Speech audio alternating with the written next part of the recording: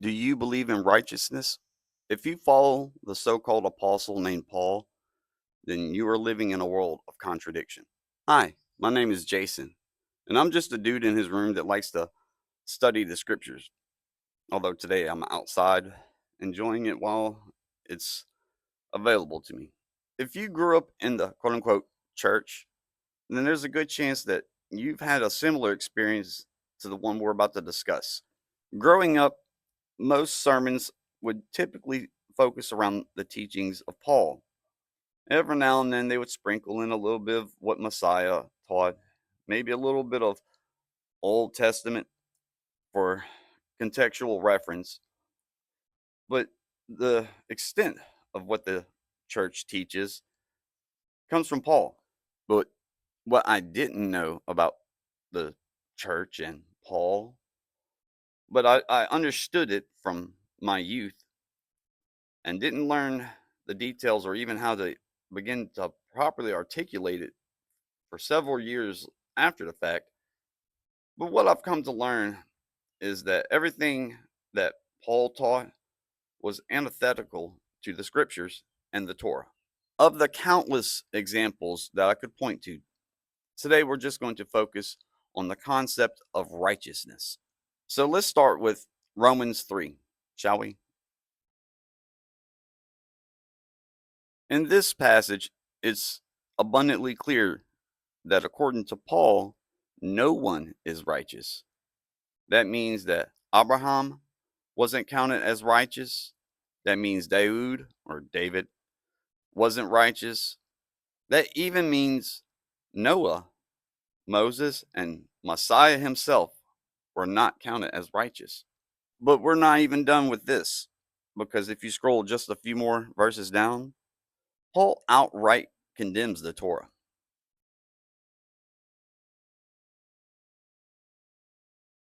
But according to Paul in Galatians, he said that Abraham was counted righteous. Why is he suddenly contradicting himself? Because on one hand, Paul will tell you to do one thing, and on the other, he'll tell you to do the exact opposite. Some translations of Romans 3, such as the Sefer Bible, will try to dance around the fact that Paul was teaching against the Torah. They will pick and choose which version of the word nomos, which is where you get the translation for Torah in the Septuagint, but they'll pick and choose which entry to translate nomos into law and Torah. However, a critical examination of Romans 3 will tell you outright that Paul is condemning the Torah.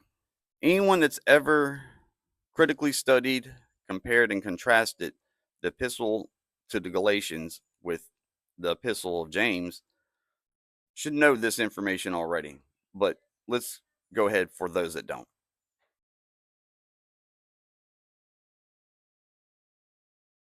James, who told us that we should be doers of the word, well, what is a doer of the word?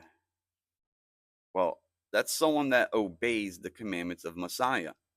He is literally the quote unquote word. So he that does the word obeys the word, and the word follow Torah.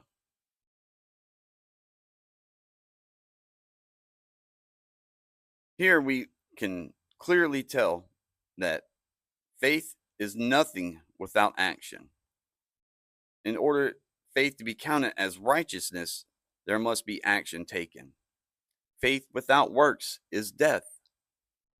But Paul wants you to just believe. That's all Paul taught was belief. Paul taught a cheap grace. But what did Messiah say regarding the Torah? Well, let's read it for ourselves.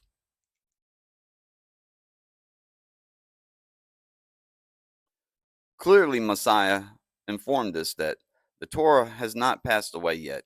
It is not done away with, and it won't be until the appointed time, has passed.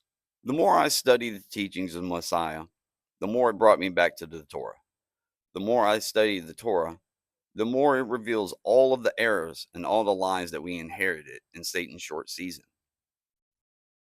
Paul openly boasts in his letters about being a boaster, a liar, being crafty, or having beguiled the congregations, blasphemed against the Ruach HaKodesh and Elohim himself, forced others to blaspheme against Elohim and the Ruach HaKodesh, and even outright admits that he's a deceiver.